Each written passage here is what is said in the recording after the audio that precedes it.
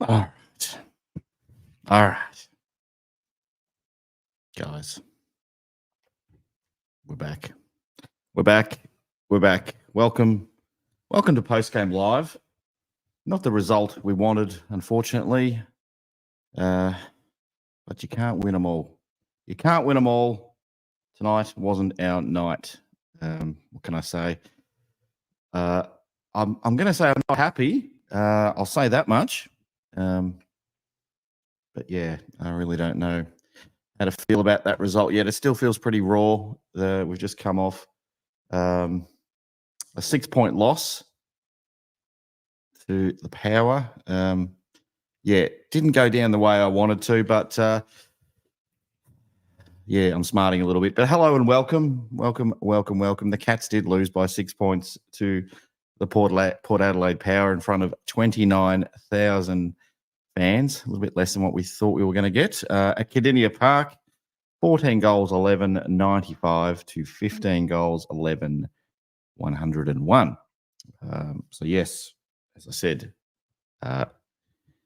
it was a very disappointing, I guess, let's say first quarter. Power got out to an absolutely flying start. Couldn't be stopped. I think they kicked the first 4 goals in the first 9 minutes of the game. At that point, I think, okay, this isn't sounding very or feeling very familiar. What's going to happen here? Is this game already over already? Clearly, 4 goals is, you can come back from 4 goals at the start of a game. It's a little bit harder with 5 minutes to go in a game, but with 2 hours of footy left to go, it's pretty achievable still. But at the same time, it's not a good position to be in, really, to start the game off. Yeah, I'm sitting in the crowd. I'm looking to the left. I'm looking to the right. Fans were not happy. We were not happy. Not happy with Geelong. I think we were, I'll say this off the top, I think we were very impressed with the way Port Adelaide were going. They were mightily impressive to start the game. Zach Butters, Horn Francis, absolute freaks of football players. They're stars. It's very frustrating that we just didn't seem to have a plan B at all to contain them, or maybe they were just too good. Maybe there was, even if we wanted to, there's nothing we could have done. So that was particularly frustrating, unfortunately, that they just seemed to have all the space and time in the world and just be able to do their thing. So yeah, first quarter, basically just having their way through the midfield, just connecting however they wanted to. Every time they wanted to go inside 50, they took a mark, it seemed. Every time they had a shot at goal, it seemed to go through. They couldn't do anything wrong. Second quarter, all right, surely Cats go away and we learn some things from that first quarter. But no, Port Adelaide come out and kick the first 3 goals of the second quarter as well. I'm like, okay, this one's over. A little bit of a shining light, though. Tom Hawkins kicks goal number 10 for the season. It's his first goal in 5 weeks. Goal number 10 for the season. No, 29,000 people didn't storm the field and celebrate and jump on his shoulders. Not that kind of milestone. We were hoping for a little bit more from Tom, but I'm not going to pick on him too much. I was very happy for him to get a goal there. It was a pretty good goal too. But probably the big story in that second quarter is a bloke named Reece Stanley. We've decided we've seen enough, Reece. Have an early one. And we made the tactical sub early, and on comes the Irishman Mullen in the second quarter. So, yeah, that was quite interesting. But it all really sort of started to happen in the third quarter, didn't it? The Cats really started to find their way a bit and started inching their way, grinding their way back into the game. We started to get a lot more of the contested ball, which was nice.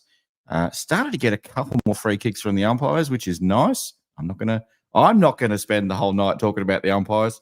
If I get a few guests that want to come on and do that, by all means. But I'll probably try to restrain myself there. There were a couple of decisions, especially one which I still can't understand yet. If someone's watching it on the tally and maybe heard an explanation of what happened at the end there when Jez's goal was denied, please let me know. Ultimately, though, the Cats did fall short in the end. It was very disappointing, but that's what happens. We're 7-2 now. Luckily, we got off to a 7-0 start, and maybe we can absorb a couple of losses, but you never really want to lose 2 games in a row at premiership sides. Well, it's not the premiership sides in the past have won from and lost consecutive games through the year. But there will be question marks from here on in about the Cats. You lose a game against a team that were rubbish the week before, against a team that hadn't won at Cardinia Park since the penultimate round, I think it was, in 2007, in the dying seconds, the Dom Cassisi goal after the Gary Ablett miracle, dodging, weaving, ducking, diving through Port Adelaide players, put the Cats in front. But yes, we lost that game, and Port hadn't won in Geelong since then. But yes, they've broken that now. Their fans, all three of them at the ground, were overjoyed. Had to get the security over there at some point at the river end. They were out of control, doing their wonderful chants, "Power, power, next goal, power," whatever it was. Yeah, that was really great. Keep that up. Look, I'm sounding bitter, aren't I? I'm very bitter right now. I'm sure we sound like that too sometimes. I'm not good off a single loss. I'm not great. Yes, oishin. Oi, oi, oi. I'm not great off consecutive losses at all. So, but I'm going to try and be positive. I'm not going to try to single out players too much. This is your show, though. So I want people to come in and let me know how you're feeling. We've got lots to talk about. Clearly, there is plenty to talk about tonight on Post Game Live. If you are new to Post Game Live, basically it's like talkback radio, really, except with webcams and a whole bunch of Geelong nuffies like myself. I say that with all affection intended. We occasionally will get a fan from the other side of the fence as well, and we do welcome you if you are a Port Adelaide supporter or a neutral even, and you want to jump on and share your thoughts. Do it respectfully, of course. We don't mind a little bit of ribbing and a little bit of teasing here or there, but keep it clean. Kids are watching, all that sort of stuff. I will post. I've got a few people in the green room, in the waiting room already, but I'll post the link if you want to jump on. I'll post that in the chat now. So by all means, jump on and have your say about the game. As I said, keep it clean, but go your hardest. If you want to be positive, that's great. If you want to tear the club down, that's fine as well. Do it how you want to do it. I'll try and keep the show to around about 60 minutes. So depending on how many guests we get on, it'll be like 5 or 10 minutes each, something like that. We'll see how we go. But before we do anything further, let me just have a quick shout out to the sponsor of our network, the Hoops Crew Media Network, Valhalla Brewing. So make sure if you're in North Geelong, you check out their brew hall there. They do a nice brew there, Nectar of the Gods. They've also got their tap room down in Union Street in the Geelong CBD as well. All right. Without further ado, let's bring on our first guest. Hopefully she's in a good mood. Dad's often grumpy, but Bianca, he's generally pretty positive. But let's get them on. Brendan and Bianca. Hello. Welcome to Post Game. How you feeling? Filthy. Talk to me. That first quarter. Oh, we lost you. No, got you back. I don't remember the last time I felt that with that first quarter. Yeah. I couldn't believe what I was watching. It was way too easy for them. I mean, you can deal with getting beaten by a better side, but we were just uncompetitive. It was just like we weren't ready to play. And what really just showed it off was the De Koning sort of effort on the line, where he sort of went half-hearted to punch it through, and and then they kick a goal, and he's like, "Wait a minute, wasn't it a point?" It's like, you aren't switched on. What is going on here? And Port, full credit to Port, they were on. They were just, and it was just crazy. I couldn't believe what I was watching, and it just showed with the midfield as well. I've been saying it. We've got to find something in the midfield. I think we found a pretty nice little piece there, though. That was probably one of the biggest positives from the game was Ocean Mullen. Wow, I didn't expect that. I didn't think he could do that. He showed something. On Jason or on Francis. Yeah, but I'm ranting and ranting. Francis. You go, Bianca. Tell us what What's your emotions right now, Bianca? How are you? If you could say it in a word, how are you feeling? I'm okay. Not as we lost. Last week was a bigger loss, just by a few points. But this week I'm fine. There's always next week, and we're playing Gold Coast. So, like Dad said a few weeks ago, they might come behind and beat us because we might not see that coming. So, yeah. Yeah.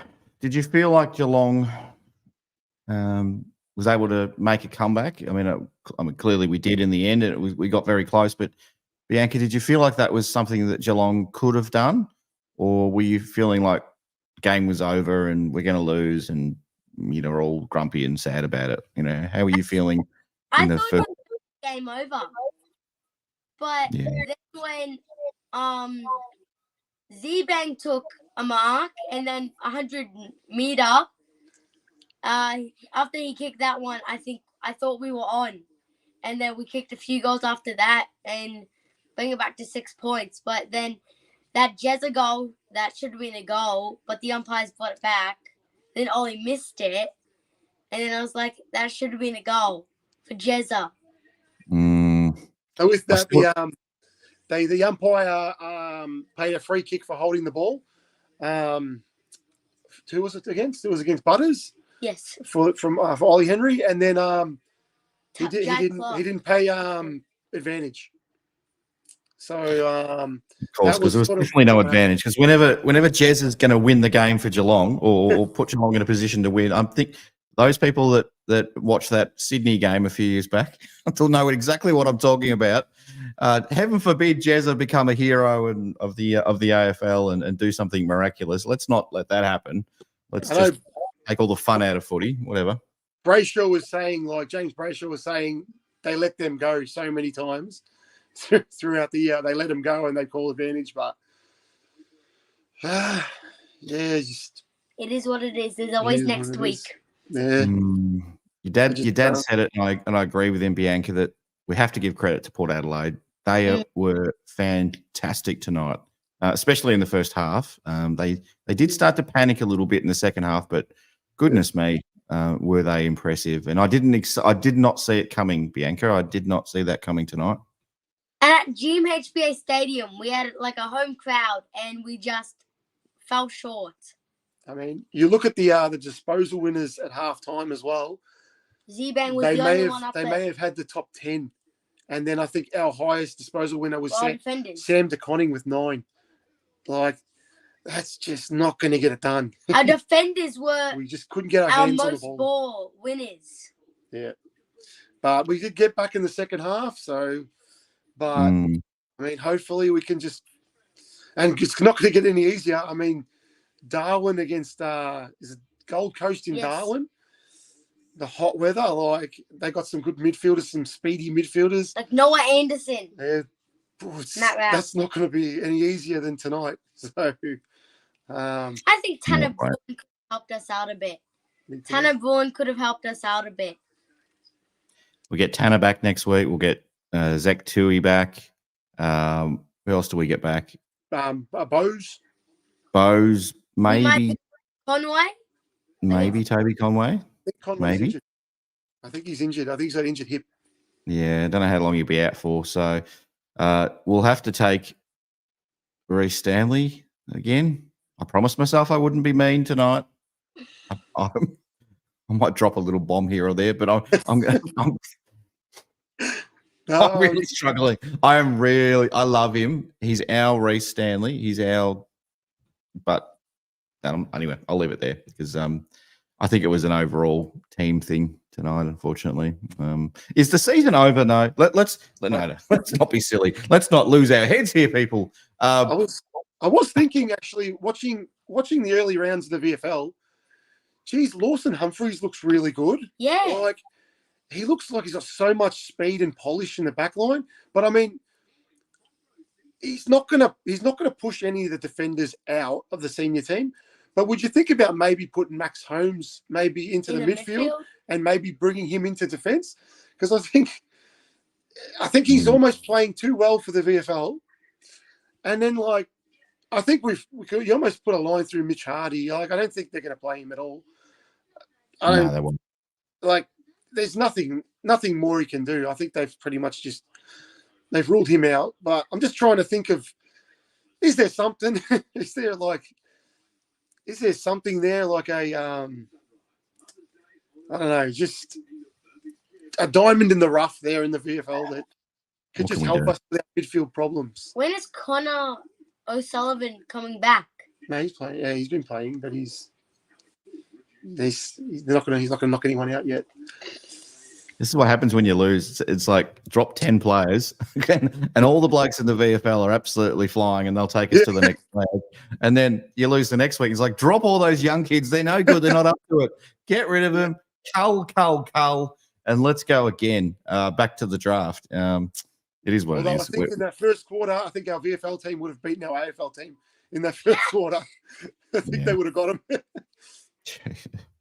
It was terrible. It wasn't a good first quarter. Oh, guys. Well, it's all right. We'll be back again. We'll be back again next week. Well, hopefully, we'll get you guys back again next week. You're catching a plane up to Darwin by any chance? Nah. No. Not going to surprise the family again, are you, Brendan? You know? Nah, not for that. Not Darwin. Not for that one. I mean, we were going to go. We were tossing up whether to go tonight because Bianca had her footy training tonight, or we could have jumped in the car at 6 o'clock and tried to get to the game, but we would have probably got there at quarter time, and so we just decided Bianca would go to training, and then, geez, at quarter time it looked like a good decision.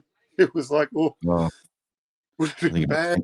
10,000 people stayed away because of the weather, and they're probably sitting at home watching it thinking, yeah, I'm glad I stayed away. But anyway, that's okay. That's all right. We'll be back in 2 weeks.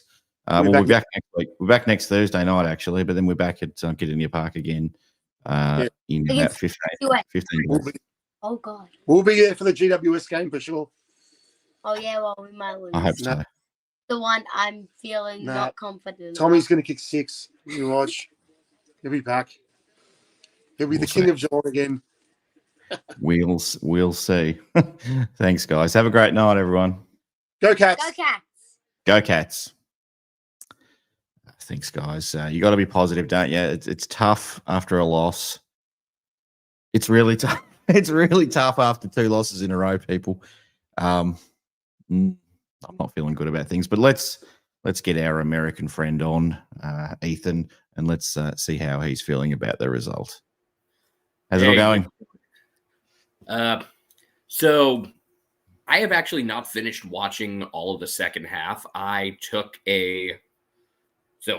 needed to finish making a little money on rideshare stuff, and I decided at halftime to just step out and get it done. It was worth it. I understand. Yeah, just the first half was... it's one thing to get hit in the mouth and give up a couple early goals, but, I mean, we were so slow on center bounces. And I thought we would have had a faster team tonight with the changes to lineup. Mm. And then that just didn't happen. I think maybe should have tried O'Connor in the middle at some point there. Maybe should have had him go to Butters, but then Parfit going to Butters in the second half seemed to work really well from what I've seen in the second half. I haven't watched the latter half of the third quarter or the first half of the fourth quarter yet. But I'm assuming you know the result. I'm assuming you know what happened. Oh, yeah, I'm fully aware. I got home with about 8 minutes left and watched the end of the game live. The terrible no play on call. I'm impressed, though, that we got this game back to the point where we can talk about the umpiring actually affecting things. Which, hey, we won the free kick count. We did. But 2 very different definitions of holding the ball depending on who you played for tonight. I mean, there are a couple here. I will demonstrate with the SpongeBob pillow. If you play for Port and SpongeBob here is Tom Stewart holding the ball. If SpongeBob plays for Port and I'm playing for the Cats, spin him around like a full 360. Nothing. You're still able to play on out of it. It was unbelievable. It was a 720, wasn't it? Round and around and around. 5 times. I mean, it's got to be. There's been a lot of inconsistency around the league with holding the ball, but usually it's at least there's a set standard within a game. And we made it interesting enough that became a factor. But I do want to credit, Port's midfield, both Butters and Horne-Francis were great. Their defense is 1,000 times better with Aliir. Like, you watched them last week versus tonight. Aliir missed last week concussed. He gets in there. It puts Asava in a more sturdy role. It lets Brandon Zerk-Thatcher go to someone his own size, unlike, the kind of role he was in at Essendon where he had to play against someone way bigger than him. And I'm down a bunch of guys. They played really well, but you can't get beat up by a ruckman that they had so little faith in that they went out to recruit Soldo and Sweet during the offseason. This was Vicentini's 4th game, and, Reese, thank you for being part of a premiership team. Thank you for all the work, but age comes for everybody, and it was the right move to sub him out. Blitzovs did a much better job in there.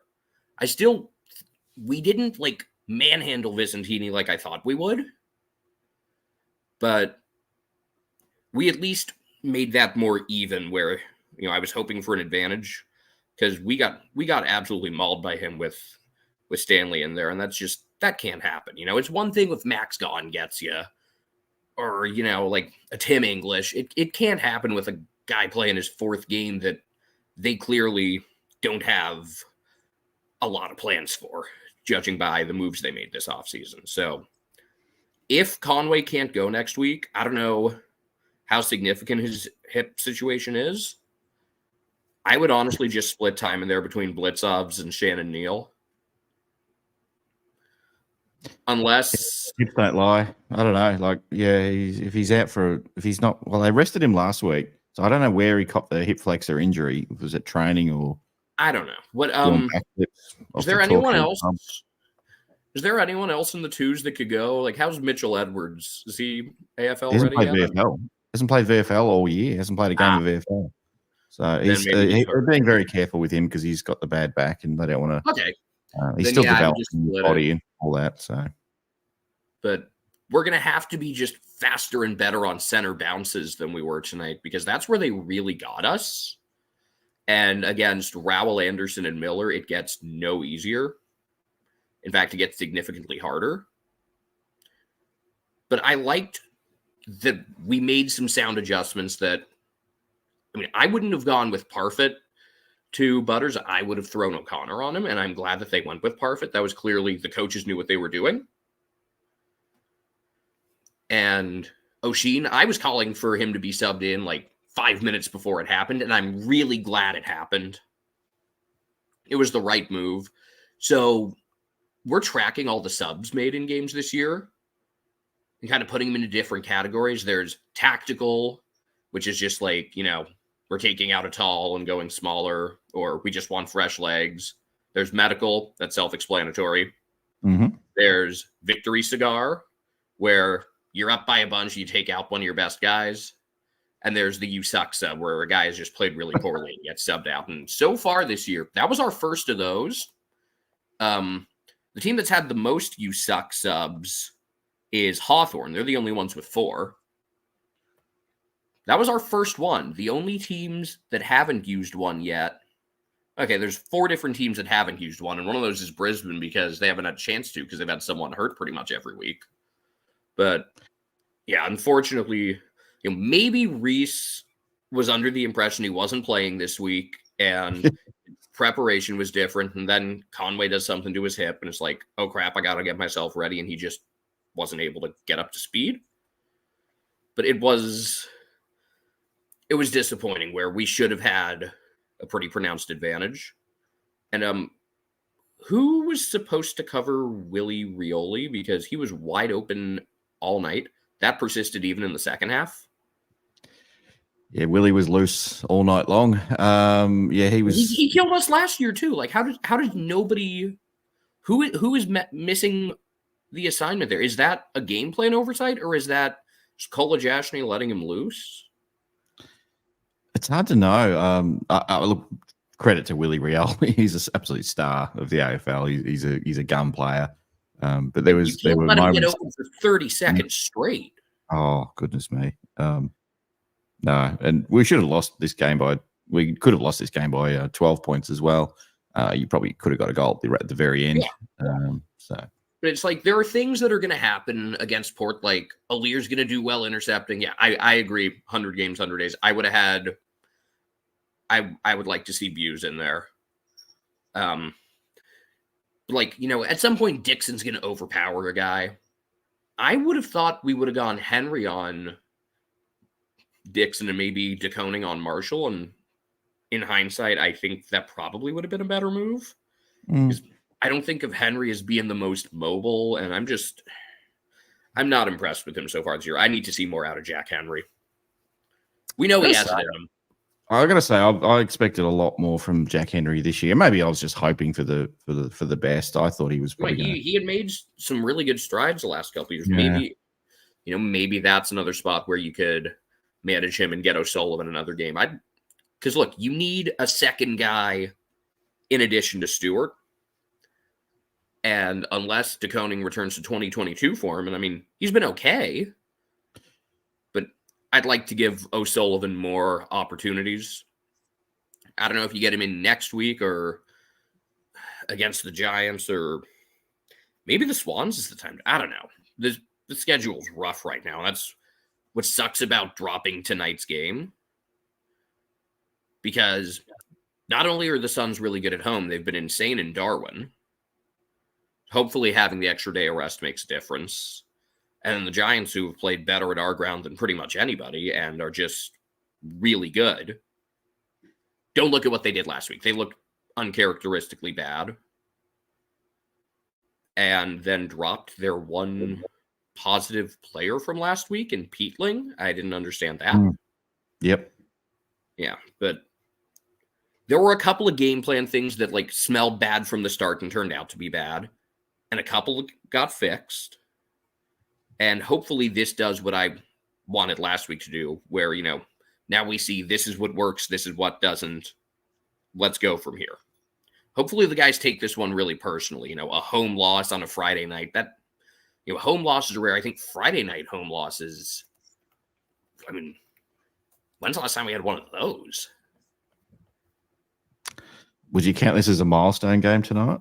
Because we don't often lose milestones. But I was disappointed that the guys didn't get up for it. I think the last Friday home loss we had was an empty stadium in 2021 to the Giants. And again, the Giants turn into a super team in our stadium. I expect a Friday night at home or a Thursday night at home. I expect to win. And especially, again, give Port credit, not just for playing well without Rosie, but after pretty humiliating loss last week where they just got totally outclassed in both 50s. And I'm sure, ask any Port fan, they'll trade this week for last week in a heartbeat. Yeah. It's, but they're a good team, Port Adelaide. Don't get me wrong. Look, that I don't want to. If anyone's watching from Port, for whatever, you might there might be one or two on here. I don't want them to think that we're all thinking that poor us. It wasn't our day. I think Port deserved to win. That's also just a really good forward line. Yeah, and you can. They can really overwhelm anybody with height because when you have all four going with Finlayson, Marshall, Dixon, Georgiadis, they've found a way to make it work with four tall forwards, which most teams, that's just impossible to balance.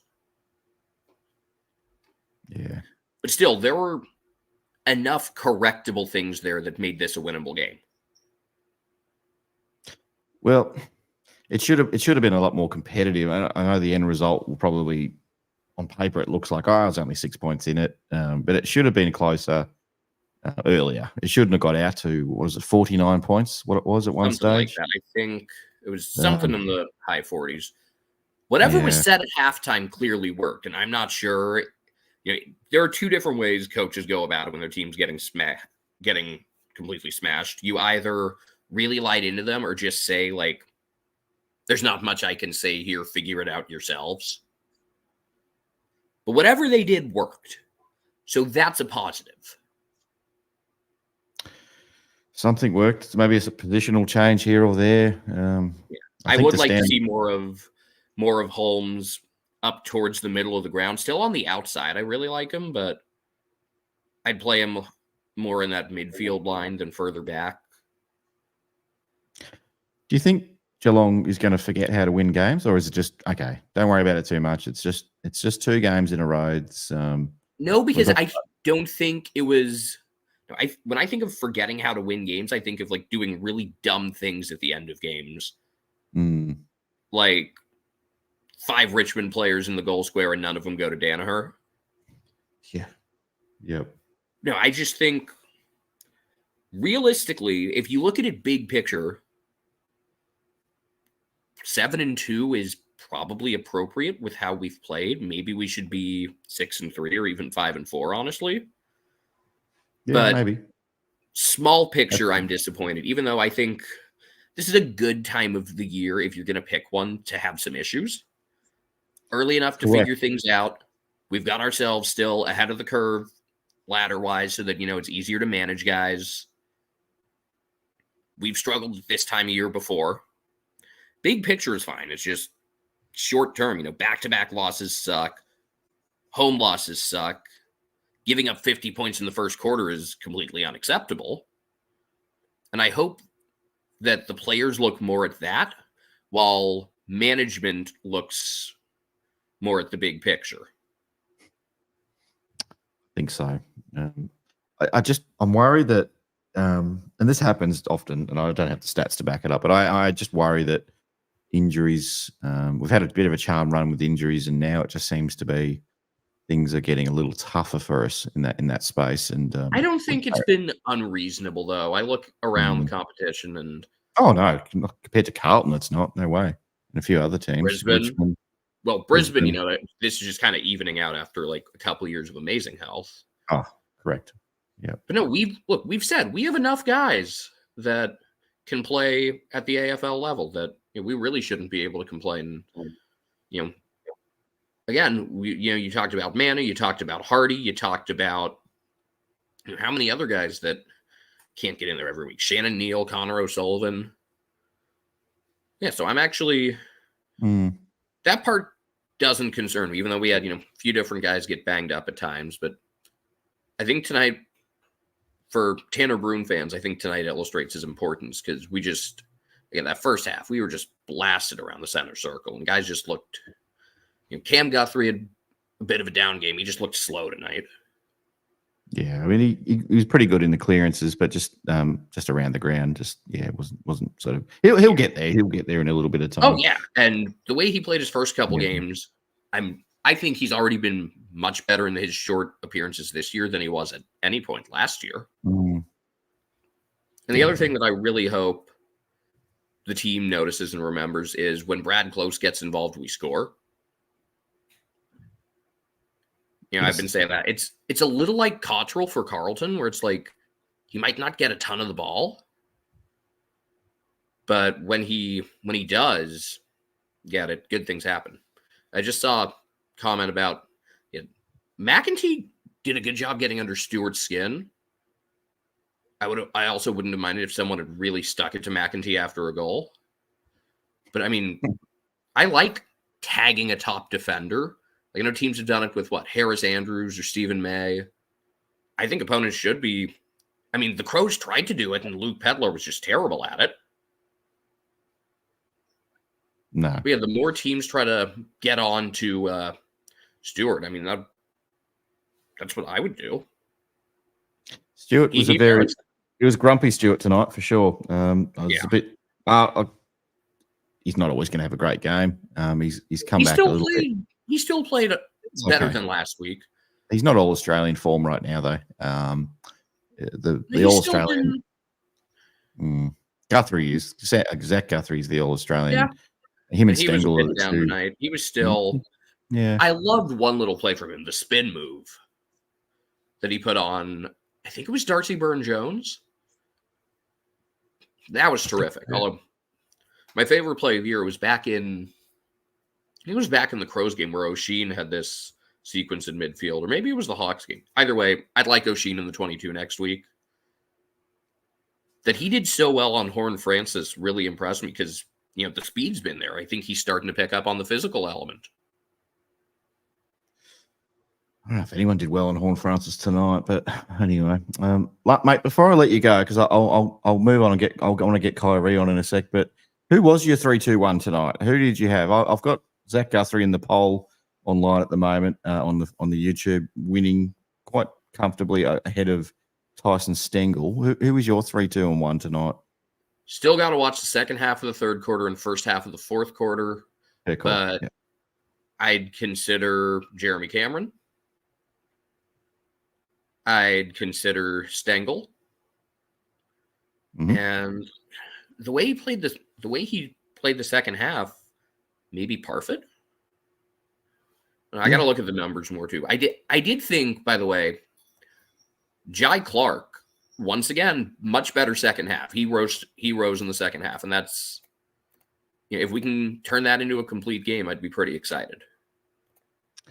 If we can get him, a full game. If he can, he's just going to get better week after week. He'll have some good moments and some bad moments, but by champion data rating, which isn't the be all and end all, but Port had the top 5 players. Wines, Jackson Mead second, and I did think he played well, and he's been a weakness for them at times. Then Rioli, Butters, Horn Francis, and then it goes Guthrie, Stengel, Holmes, Cameron. Again, champion data isn't the be all and end all, but it's nice to consider. Oh, look, it definitely helps you form an opinion about your best players on the ground. But the eye test is crucial, and the TV will only show you so much as well. It's seeing what's happening on the ground, and like last week, the numbers couldn't possibly express how good Harrison Petty was and how important he was for Melbourne, for example. No. Hopefully we got a bunch of things out of the way tonight. A game where the opponents just couldn't miss at times. A game where we just sucked.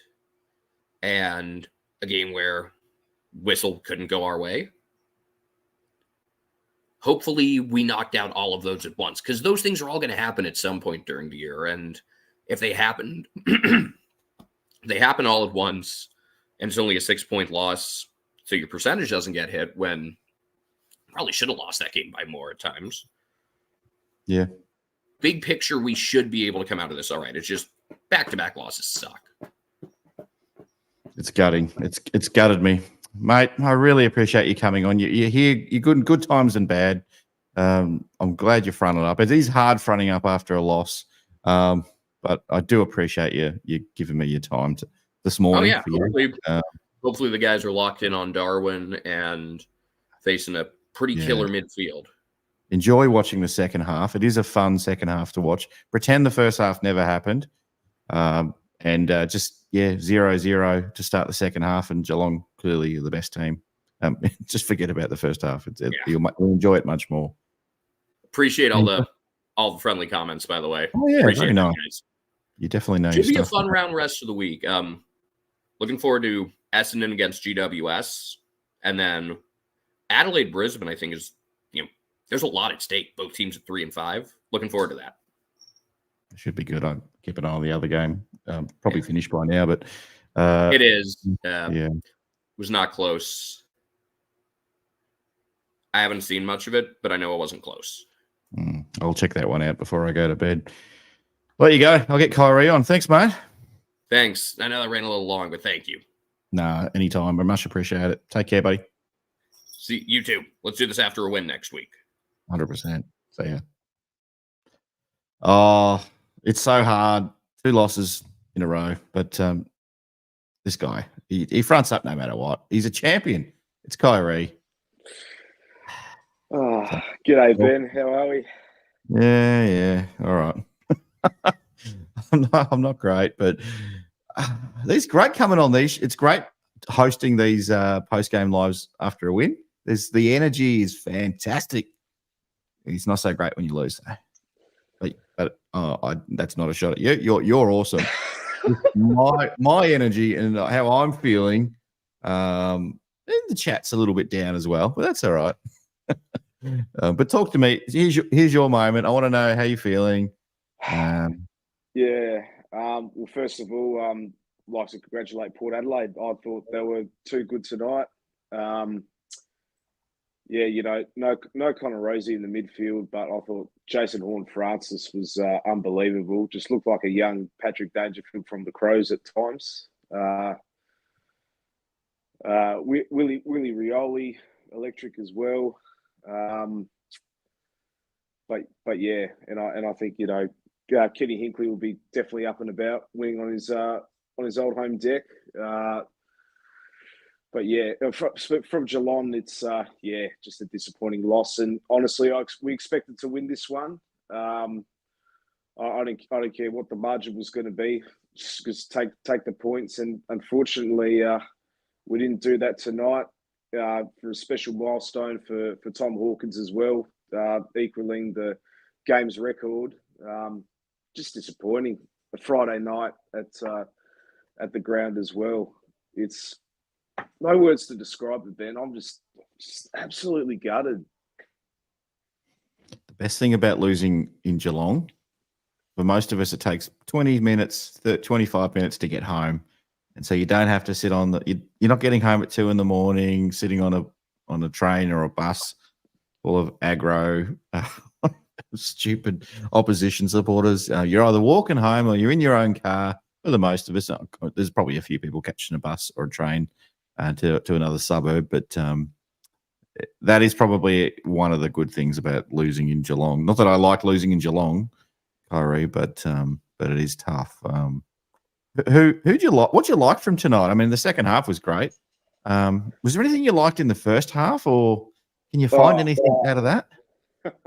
Yeah, not so much in the first half, Ben. I just couldn't believe the margin went out to bloody 50 points, and I thought the decision of subbing Reece Stanley, it was the right decision. I feel like they should have done it at quarter time, because I believe the game was lost at quarter time then, in my opinion. He wasn't helping at all. He wasn't giving us much.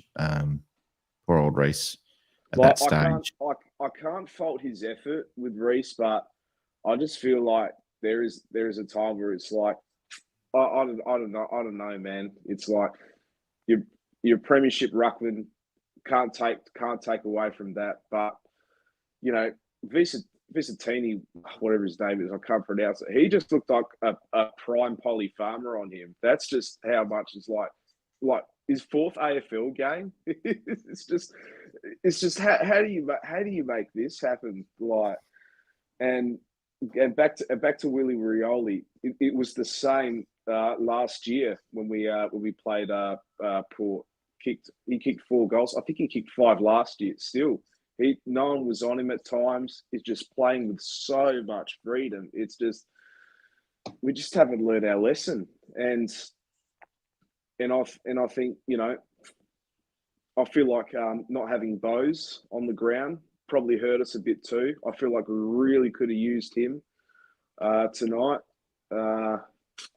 Obviously, no Tanner Bruin. Obviously injured. That doesn't help either. But yeah, I just feel like we need to make a few hard calls for next week. Mitch Hardy, I'm saying this again, killing it in the twos. Give him a go, man. Just we'll never know if he's good if we don't give him a go. Like all these other kids as well. Yeah, Shawnee Manor kicked 4 goals in the twos last week. Oh, Sean Manor as well. Like he's given it to he's AFL ready. Like we saw glimpses of what he could do earlier in the season. It's just I don't know, man. It's just some of the VFL boys are getting opportunities. Like Mullins had another opportunity. Clark's come back in after a week away. Conway, there's always a plan with Conway to give him every third game or whatever. But I think, and I don't know this Kyrie at all, but my gut was telling me that you'd see a two games Stanley, 1 game Conway for the first half of the year, and then that would flip in the second half. But I think maybe they're going to look at things, and I don't think I think Stanley's going to play another 10 games this year, or thereabouts. But 8 to 10 games, I don't think you can just walk away from Stanley halfway through. Not even halfway through a season. It is what it is. People, we've he's our ruckman for good or for bad. And we've got a young guy who's potentially will become a good ruckman, but that's potentially. And he's still got a long way to go. And throw him in the key number one ruck role for every single game this year, he's going to get bashed up. We've got to protect him a little bit. But it's gonna be tough. I want to get. It's rough, and it's just like, you know, it's just inexcusable. Visitini, like far out, man. Like, I don't know. I think maybe bring in Shannon Neal next week, and Blitzarves. Blitzarves was very good in the ruck at times, very athletic. But huge appreciation for Zach Guthrie as well. I thought he really stood up tonight on a positive note, and yeah, just it's just tough competition for all Australian selection, because if in terms of Geelong, I think he'd be a front runner for it at the moment. Oh, I thought he was. He should have been in the conversation for the squad. I think he should be in the conversation for the 22 now. I think he's had that. Definitely. He's had a fantastic month of footy. He wasn't perfect tonight. There were a couple of things he stuffed up, but he's playing like a champion at the moment. It's the amount of ball he saw tonight. It was just constantly coming in. And I mean, look, it wasn't. I think the backline as a whole has to take a little bit of responsibility for just how easy it was happening. And the backline always shares that responsibility with the midfield as well. The ball keeps coming in. It's not the backline's fault that it keeps coming inside defensive 50. It's the midfield and probably the forwards. The midfield, we just locking it in the forward line as well. But, yeah. Just smashed. Can you imagine if Port had Connor Rosie in the team, and God forbid Sam Powell-Pepper, if he was fit? Sam Powell-Pepper's worth 2 or 3 goals. Like, I think every Geelong game I see against Port, he at least kicks at least 2 goals. And he doesn't get much of the ball either, but he just completely hurts the opposition as well. Could have been a lot uglier if he was in the side too. But yeah, I just don't know, man. It's like it's gonna be tough the next few weeks. Gold Coast up in Darwin, elite midfield over there, up and coming midfield there. I don't know what the Cats are like up in Darwin. This will be a huge test as well. I don't know if you played there that much, but I never feel confident playing the Gold Coast. The West Coast. Yeah, they're hit and miss sometimes. So 1 week you'll thrash them. Next time you play them, they'll do you by 6 goals. I just can't get a read on Gold Coast at all. I don't know what team's going to show up week to week with them. They're impossible to tip. But yeah, who knows? At Darwin, I just hope it's a bad Gold Coast that game if that's the case. But yeah, but you know, we move, Ben. There's always next week. Still got a long way to go, and we got some wins in the bank, and 7-2. It's not bad, but there's a few things that we need to address, I reckon. If we're serious about contending for a premiership potentially. Yeah, I think I'm not so concerned about missing out on the 8 at this point in time, but I'll be a little bit more nervous if we lose three in a row. It's pretty hard to win premierships when you lose 3 straight games. Top 4, because beginning of the year I thought Geelong will definitely make the top 8. Not sure about top 4, but I said top 6, and maybe it might be if we lose 3 in a row, might be the case, but I don't know. We'll just have to see. Only time will tell. Oh, look, I guess another good thing about a loss is makes winning heaps of fun when you finally get back on the winners list. All that energy just comes right back again. You get, I think, well, especially Geelong supporters, we get a bit comfortable with winning sometimes, and it has been a long time. I certainly did. I've got carried away in the last couple of shows as well, but you know, yeah. We're allowed to. Yeah. It is a Geelong show. You're allowed to lose your head completely if you want. This is a Geelong show. You can come on with your face painted if you want. I don't care. Like, do whatever you want. Just don't change teams, change your allegiance midway through a show. You're wearing your colours. That's good. Like you haven't ripped off your. Back in the day, I tell you, mate, I used to. Geelong would lose. I'd take the scarf off. I'd hide it under my arm. I wouldn't want anyone to know I was a Geelong supporter. Oh my goodness me, I was grumpy. Oh, well, I'll tell you what. I don't have any plans for this weekend because I'm not coming out of the house. That's for sure. You know, all the Port fans here are all bloody up and about. So yeah. No thanks. No thanks at all. I don't know. You've won your grand final. You know, and the last time Port won over there in 07, we all know what happened afterwards. So you know, but exactly. Well, there you go. You won by a point this time. Last time, it was 3 or 5 or something like that. It wasn't much anyway. I don't like these losses by close margins. I've got to tell you, like, what is it? 8 points last week, 1 point this week. Sorry, 6 points this week. 6 points. Yeah. So a couple of weeks in a row losing by less than 10 points. You know, I think you or someone else said we could be 5-4. We could be 9 in a row as well. If things had a bit. I mean, look, again, Port supporters watching this thinking, you're kidding yourself. Just take your loss and shut up. Yes, you were the better team tonight. Yes, 100% you were. But guess what? This is a Geelong channel, and I'm going to be as one-eyed as I want to be on this channel. That is just how it is. So suck it. If you don't like it, you can nick off. No, it's fine. We joke, of course, but it is what it is. And don't worry, when we beat you next time, we'll tell you all about it, 100%. Mate. Well, hopefully, we'll get you on next week, mate. We have to get you. I don't know. Do you know one thing that's happened and why we're losing? John Roberts, Johnny, has been coming on most weeks. But guess what? Where is he? Where is he? He's very absent. He's very absent right now. Man up, John, is what I'm telling you. For the rest of the year. Man up, John. You can't just come on the wins, John. You've got to be here for the losses as well. So I love your work, Kyrie. So that's how you got to do it, Kyrie. You lead by example. You're captain material. John, I'm not so certain. I don't know about that. You're the host, Benny boy. Oh, mate, try and enjoy the rest of your night, buddy. No worries. You too, all right? Yeah, we'll catch you. We'll see you next week, buddy. Yeah. See ya. Good bloke. All right. The man, the myth, the legend is going to round out the show tonight. He's coming from Deb Ball. It's very dark in there, but I can kind of make it's very moody. You got to get you the selfie light on, but I don't know if there's a light. The best I can put on is my little car overhead lights. Oh yeah, and the audio is magnificent. But we'll make this work, Paul. Welcome to Post Game Live. You made it, and somehow. How you feeling? Did you catch the game on your phone? Was there a mega wall? Was there a big TV playing it on at the Deb tonight?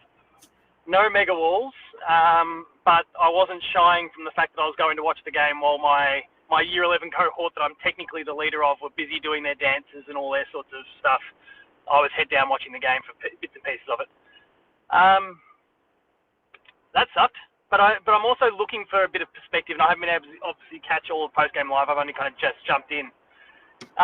What happened in that first quarter in particular? Reece Stanley happened. Or didn't happen, maybe. I've been good people up until now, but it's coming out now. Reece Stanley let us down in a big way, and he got subbed out not long after quarter time, Paul. Not long after quarter time. Not long after quarter time. He got the tap on the shoulder. He got the tilt of the head from Chris Scott, and a little bit of a shake, and the slow eye close, and it was like, Reece, F off.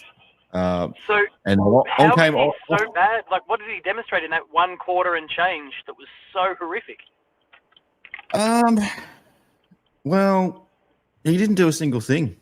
He got smashed by a four gamer in the ruck, and fumbled everything. Overcooked handballs. He just was absolutely lost. It's like he was already on a holiday because he knew he was having a planned break. And it's like the club said, "Oh, mate, we need you back."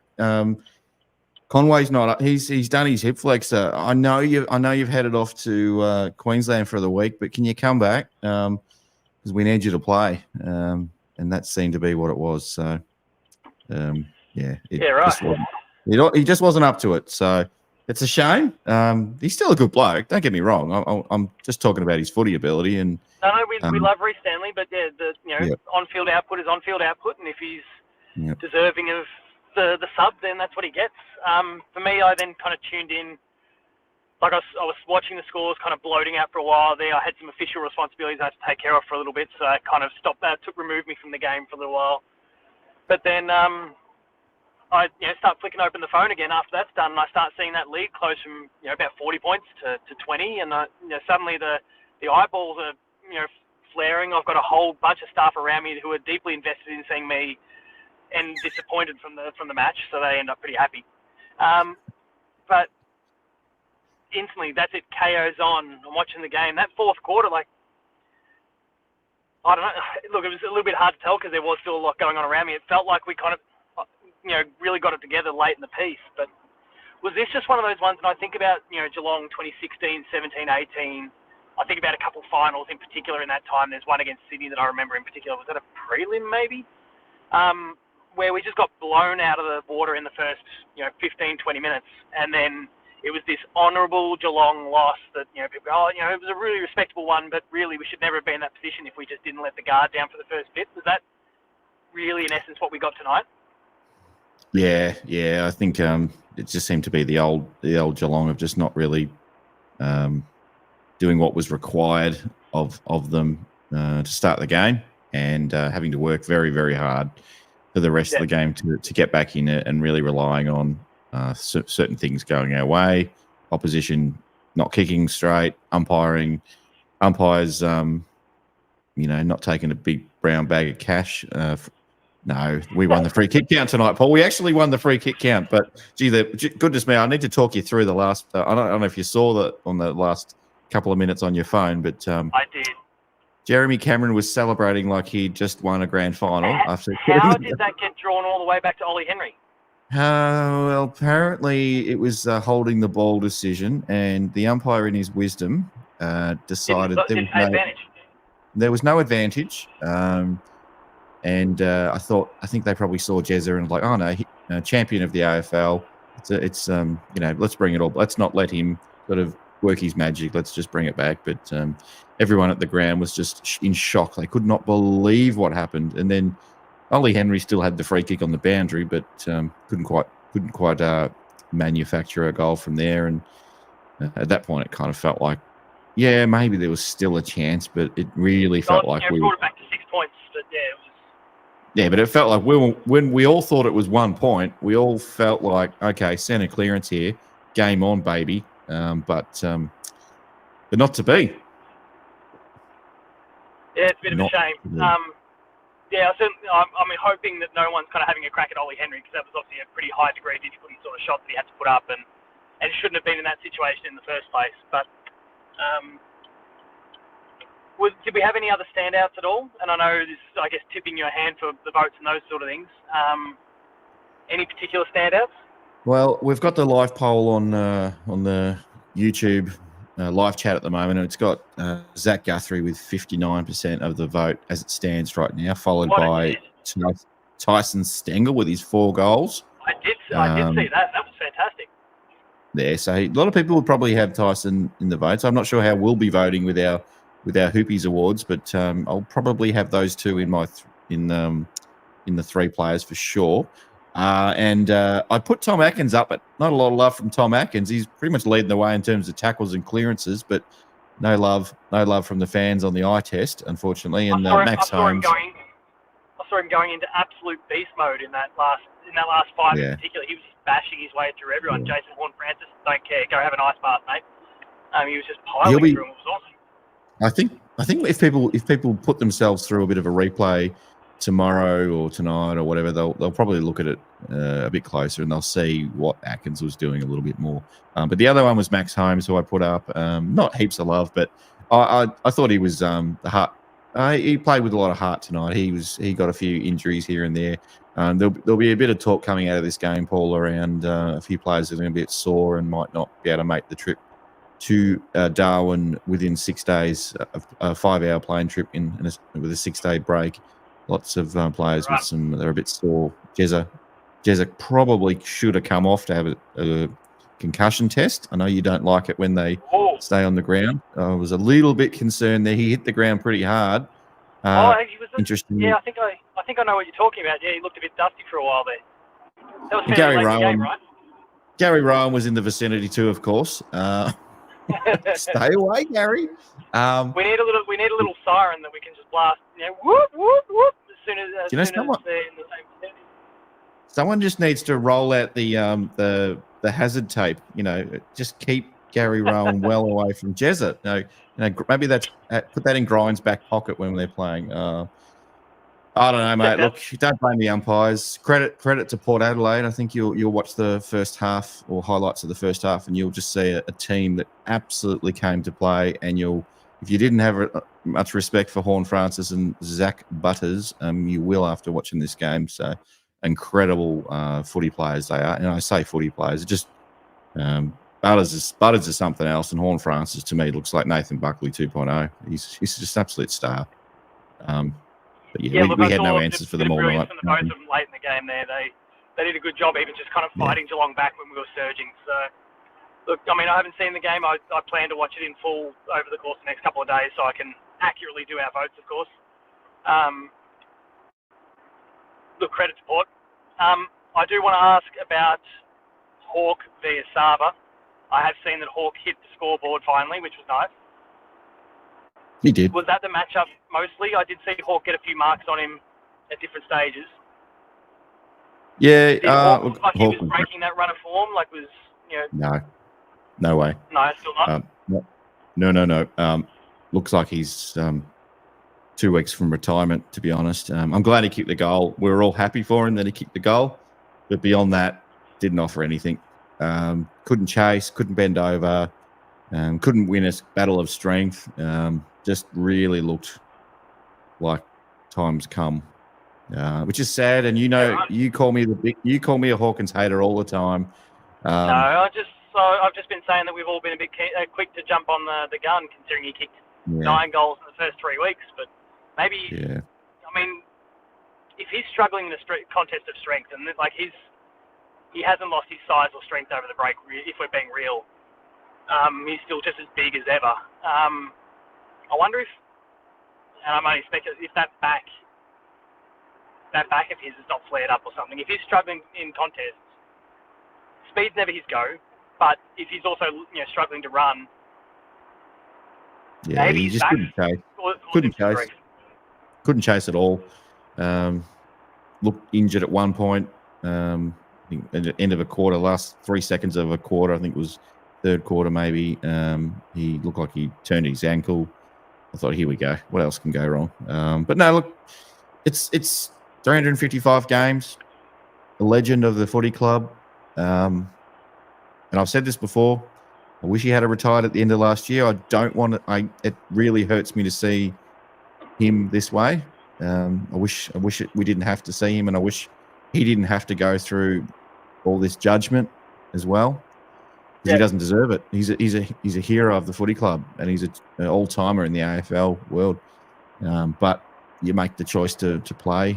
I guess now he makes the choice as to whether, he does a bit of a Cameron Mooney type situation where he takes a backward seat to a Shannon Neal, and maybe Shannon Neal comes in and it's Shannon Neal. Who is this man? Where has he come from? If we're lucky.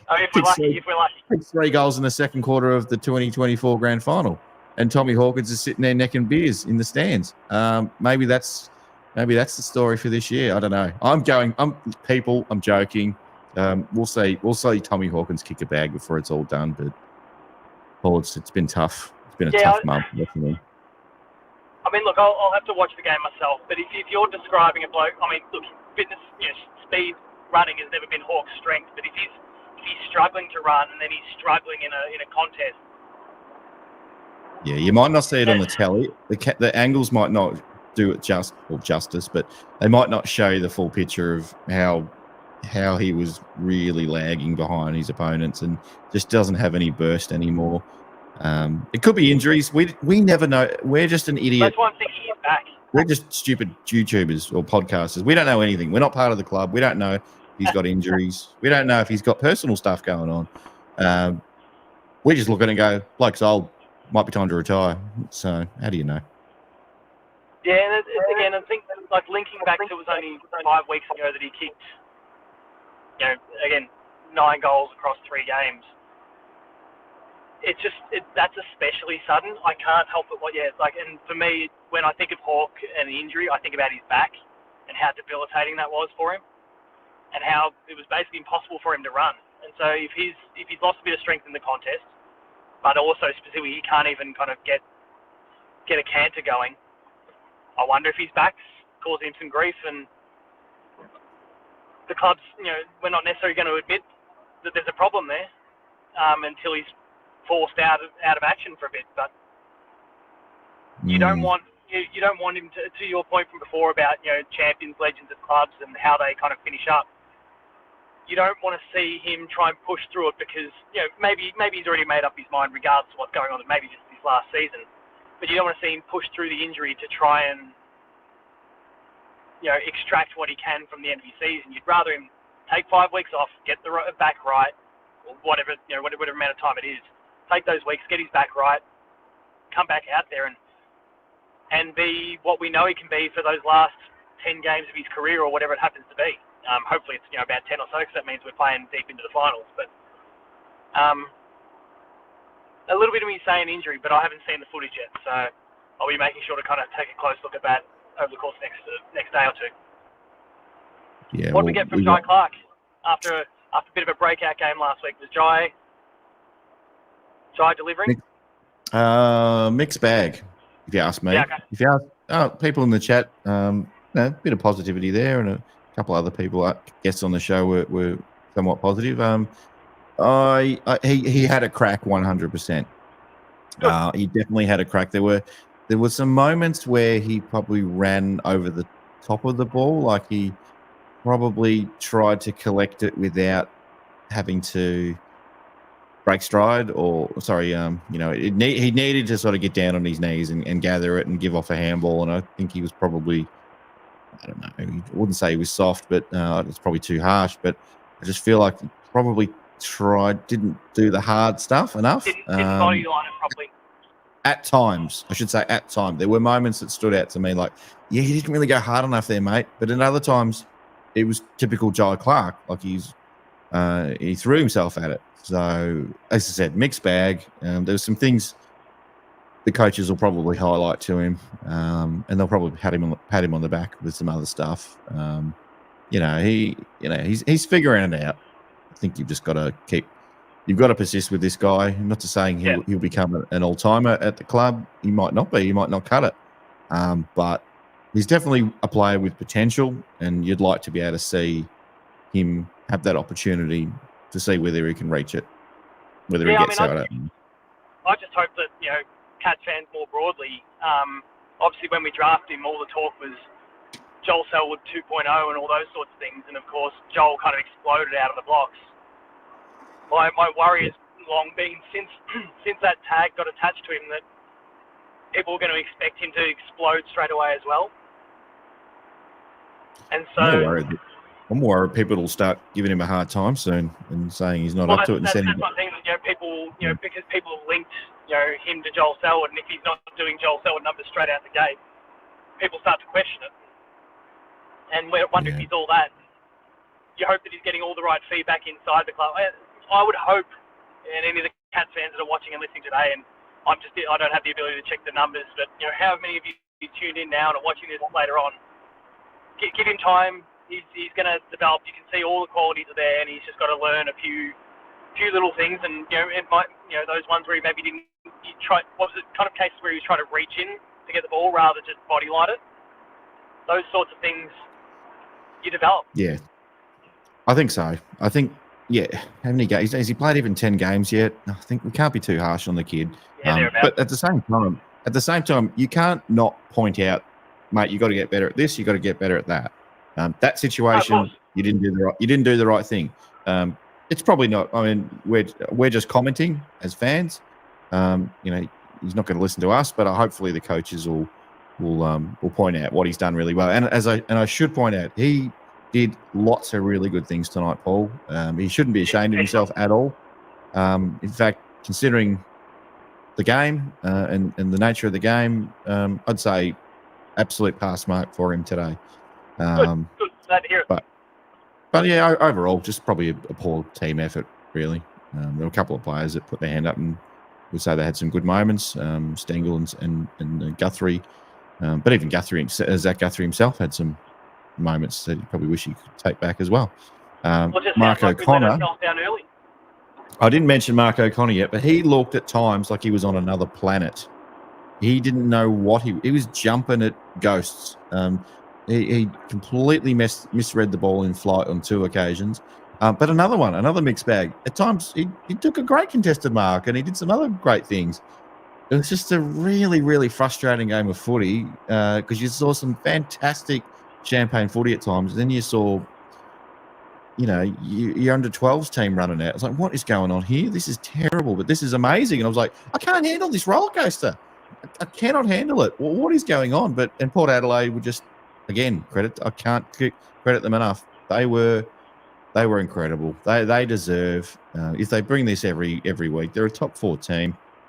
They won't, though, because they've proven that they don't bring it every week. It's just, for whatever reason, they decided to bring it against Geelong, against the team they haven't beaten here in however long, and it was just us tonight. Again, we're probably the hunted. We weren't supposed to be the hunted this year, but we are again, so that's the way it is, Paul. Well, maybe that thing will come off a little bit because depending on what happens with GWS and Essendon this weekend, we could slip down to about 3rd or 4th. So surely we shift that focus back to those 2 teams in New South Wales after this round. Yes, well, it's not going to get much easier. I'd like to think the Gold Coast is an easy win, Paul, but it probably won't be. I thought Port Adelaide was going to be the one. You do. No one else does, but you do. But how's my team, Essendon? My B team, my backup team if Geelong falls off a cliff. No, Essendon's climbing. They could be top 4 this week. There you go. The Bombers are coming, everyone. No, we don't want the Bombers to go that well, but we want Geelong to keep their top 4 spot, but we'll see. You nearly home, mate? You're getting close to got about 15, 20 minutes up before I'll get home. Beautiful. So that's all right. Not too bad a trip. Bit of a night in the city. Don't worry. Oh, that's good. That's good. Don't run off the road. Drive home safe. I'm going to let you go. I guess, briefly before I do disappear, it's like for a little peek behind the curtain, I guess, for people that are kind of watching or listening right now, we're kind of discussing behind the scenes this idea of me kind of having this bit of a rambly sort of format that we might deliver to patrons in the future, where it'll basically me just kind of my phone's mouse to here in the car, put together a little video, comes out, a daily take on something. If people are keen on that, and Ben, you've got the ability to see the comments, if people are keen on that sort of idea of just having a topic of the day and a bit of a very casual, very conversational sort of delivery, let us know in the comments there whether that's something you're interested in, because it's something we're kind of cooking up and that I might look at doing in the near future. So definitely let us know. I know I'm kind of spilling the beans on some things we're talking behind the scenes, but the people who are tuned in an hour and a quarter into post-game live, they're the best when it comes to our community. It'd be great to hear their thoughts. 100%. More Paul in car from Lucas. Get Paul some decent lighting in the car. Well, look, to be fair, I won't be doing this at the night time most of the time, and I think it'll be like I guess for that little bit of content, it's probably going to be like a 5, maybe 10 minute long thing on my way into work each day, or home, whatever works out best that day. So I think it could be a little cool format to give a bite-sized take on whatever the thing might happen to be. How bad is my audio coming through right now? Like, am I getting a lot of background noise from air conditioners? Oh, no, background noise. No, you're probably just a little bit far away from the microphone. That's all. So if you had like one of those little things that hang down, near your mouth or something like that, would be the way to go. I might just get something, a Bluetooth thing or whatever. That'll probably do the job. That'll be fine. But yeah, the phone mic's probably not picking it up as well as what you'd like it to. But it's fine. It's fine. We can make you out. Everyone in the chat can hear you. We haven't lost half our viewers since you've been on. So clearly they like what you're putting down. So I hope. We'll see. If you don't like it, don't comment. Just positive comments only, please. Please comment if you don't like it. Oh, mate, I hope you had a good night. Hope you had a nice little turn on the dance floor at some stage. Embarrassed yourself a little bit for the kids. Sorry, mate. It's a dry event. I saved that for their Year 12 graduation. Doesn't mean you can't get on the dance floor, though. Do a spin or two. No, break a move. You need one or two. I need one or two personalities under my belt to demonstrate my best at those sort of events. Do the worm? No, something like that. I don't know what the kids do these days. Do the bus stop? I'm showing my age now. Right, you are showing your age for sure. Oh God. Have a good night, mate. I'll let you go. I'll get through some of the comments. Take care, buddy. See you, mate. Will do. Take care, mate.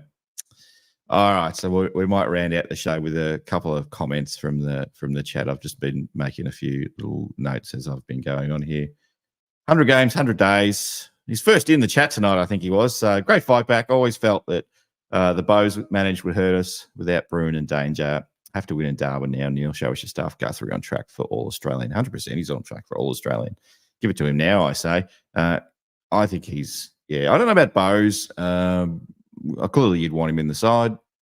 Probably more Dangerfield's the one I feel like we're missing right now.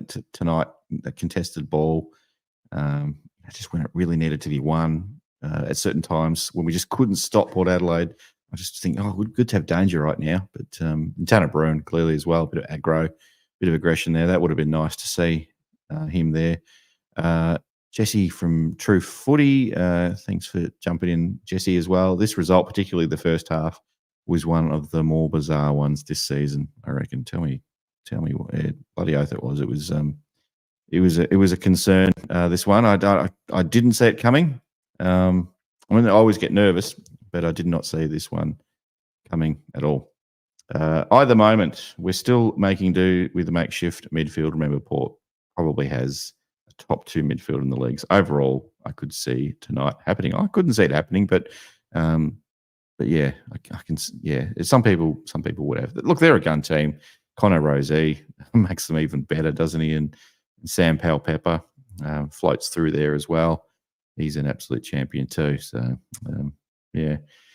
Jamie DeConning has bad moments. Seems a little weak or soft in parts. I would agree to a point. There was times tonight where I actually was quite impressed with him taking the game on a little bit more. And it felt like that was a coaching direction tonight as well because of the state of the game. It's like, mate, you just can't be locking down your opponent. We really need something. We really need you to take a few more risks tonight and play off him a little bit and just, drive the ball forward a bit more. But yeah, there are times when he just gets beaten. It's really frustrated me since he's been with the club, really, that he gets beaten in a contest and just hangs his head and doesn't other times he doesn't show enough emotion. Like, I just want him to get a little bit more aggro. It's probably not his personality type. You can't change a bloke that's just that way. But just gets so down on himself and just loses his focus on what's happening. And meanwhile, the ball's just whisked past him. And those moments frustrate me a little bit. I wouldn't say he's soft, but yeah, he's definitely not a tough nut either. So I don't know. Chris P. Do they rest Hawkins next week and bring in Neil? Then Hawkins breaks the Cats games record against GWS. I think that was their plan, to rest him for the trip to Darwin. I think that's what they'll still do. Was hoping that he'd go into that rest with 3 or 4 goals from tonight. Didn't happen. So yeah, he'll probably have the rest there. I can't imagine you'd be breaking the record mile as far away as you could possibly be. It's a Thursday night game. Are they going to fly Joel Selwood up there? No. How many Geelong supporters are going to be there? I know a couple that are going, but it's not really where you want to be celebrated. So I think he's probably due a rest anyway. He has the rest. Shannon Neal gets his chance.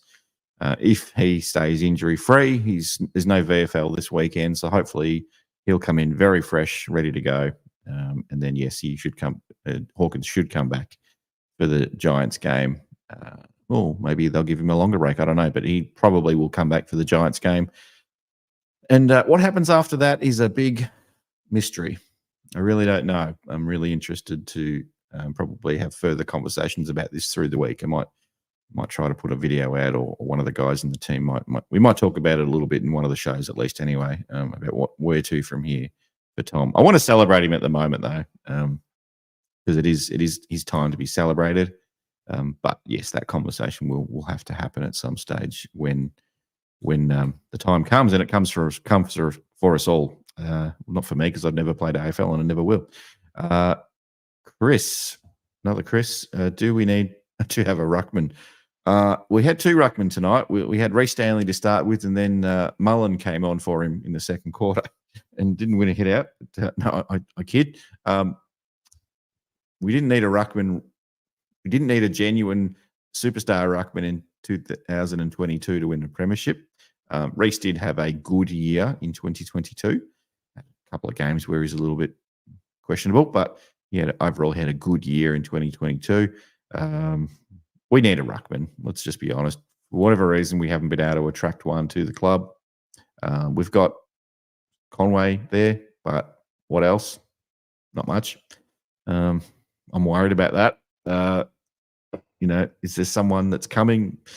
Sean Darcy from Fremantle. Hello, we want you. We need you. Please come. We need a ruckman. Toby Conway can't do it all himself. He's probably not ready to do it all himself.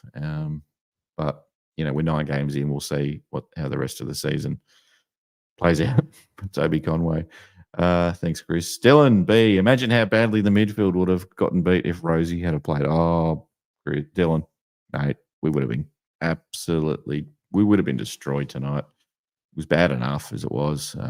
Rosie probably would have kicked 4 goals on us. It would have been game over halfway through the second quarter. We wouldn't have made a comeback. He's a gun. But silly Port, they risked him last week, and they're paying the price for that. For this week at least, maybe the next week, maybe the one after. Who knows? Not sure what they'll do there, but that's a bit of a problem. Sports fan, welcome back. You're in here most weeks. Appreciate your support on the channel. First half needed to be better, but the umpiring made me want to throw up. Yeah, we didn't talk heaps about the umpiring tonight. We won the free kick count, but yes, that when the game was being lost in that first quarter, we couldn't win a free kick. I think we were 0-5. Eventually, we won one, and then sure enough, Port won the next couple. And yeah, it was. I don't know. I didn't feel like the umpires had a great game. It was on us for losing it. It was on Port for winning it. They deserved the win. They played better. We put ourselves in a situation where we made it too hard. Port put themselves in a situation where they gave themselves every chance for the win. The umpires didn't have a great game. Some moments that, right or wrong, they were absolutely out of control, and none of the players, none of the fans knew what the hell was going on. So, yeah, I don't think the umpires give themselves too much of a pat on the back after that performance. As a team, I don't want to singling out individuals. I just thought as a whole, they just really were chaotic tonight. Robert, Horn Francis kept getting the ball. If Cats fumbled, Port just took it away. He just seemed to have so much time and space. I think his kicks to handball ratios were like 5-1 or something like that. 23 kicks and a couple of handballs.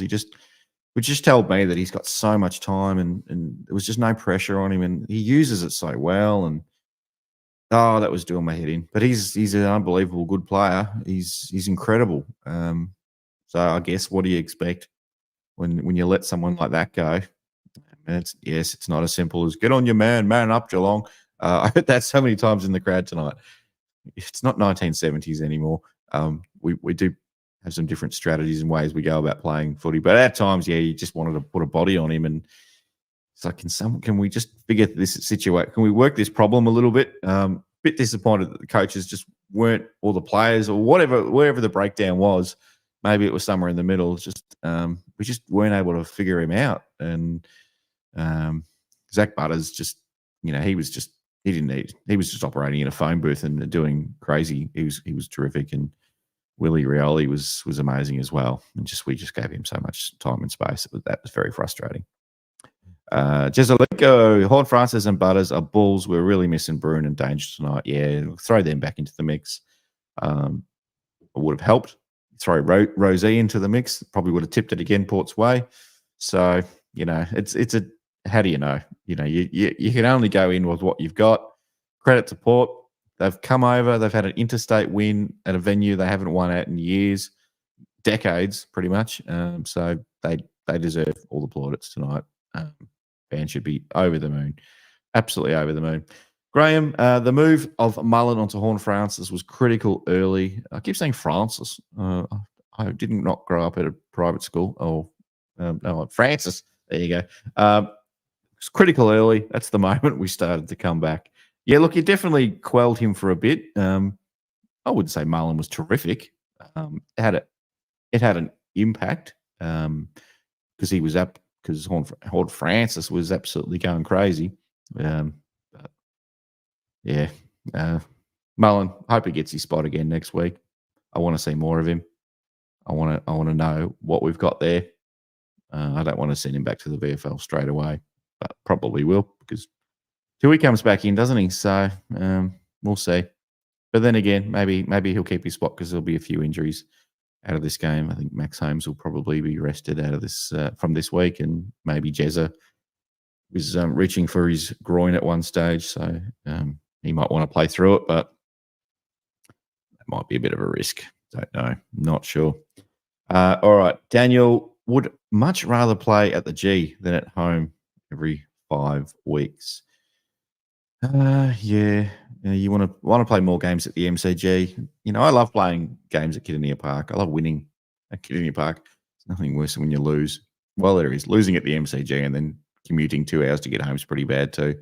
Winning at the MCG, beating a bunch of Melbourne, big four Melbourne club fans, just hearing them moan. It's nothing sweeter, the tears of opposition supporters. But yeah, losing's just as bad. It's the give and take of being a footy fan. It's great when you win them. It's horrible when you lose them. The MCG is where it's at. Geelong games. It's great when we get a crowd an opposition that draws a crowd. Tonight, I think there was about 3 Port Adelaide fans there. Not much energy. The cheer squad was pretty much it. A couple of others that were probably too afraid to say anything. But yeah, it would have been nice to get 3,000 Port fans in there. It probably would have fired the Cats crowd up a little bit more early days, as it did with the St Kilda fans early in the year. But yeah, I do love when the Cats are at the MCG for sure. Lucas, some say Paul left during halftime and started to drive around Geelong Stadium and still is. Yeah, no, he Paul, the man, the myth, the legend, Mr. Paul James himself. He did have a dead ball tonight, so he couldn't get to the game, and was trying to watch the game after the ball on his phone with his KO subscription. So he's got a bit of catching up to do.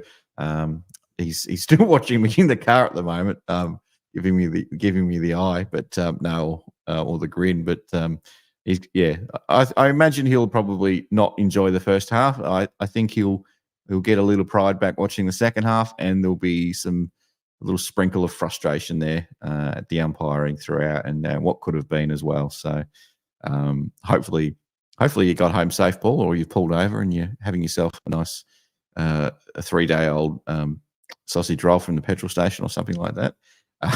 We'll see. Last comment for the night, but to round it out, Coolish Dan, Geelong got going after Reece Stanley got dragged. Sorry, Reece, to bookend you tonight. It is not the story of the night, clearly, but it is one of the stories. Reece, you got subbed out.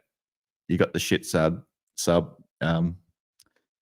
Wasn't your day today, Reece, unfortunately. And things started to turn for the Cats when we made that change. So yeah, do we need a ruckman? Who knows? But yeah, unfortunately, you're not going to go into a game without a ruckman. It's not a strategy. It's like we've got to try something. We're 49 points down. We might as well tell the ruckman to sit down because we just need some speed on this game. But yeah, unfortunately, Reece, it wasn't your night, so no beers for you tonight, Reece. You can go to bed early, and hopefully you recover, and we'll probably see you next week as well, I'm guessing. So Hopefully, Reece, you play an awesome game next week, and you hang a finger to all those Cats fans that gave you a hard time, me included, and we'll be talking about you like you were the best player ever. And we never said those bad things about you, Reece. We never said you were terrible. We never said that. Where are you hearing this from, Reece? I don't know what you're hearing. But it's wrong. Thank you for that, Coolish Dan, as well. Guys, it's been another great show. It's hard to do these shows after a loss, though, as we all know. It's never easy.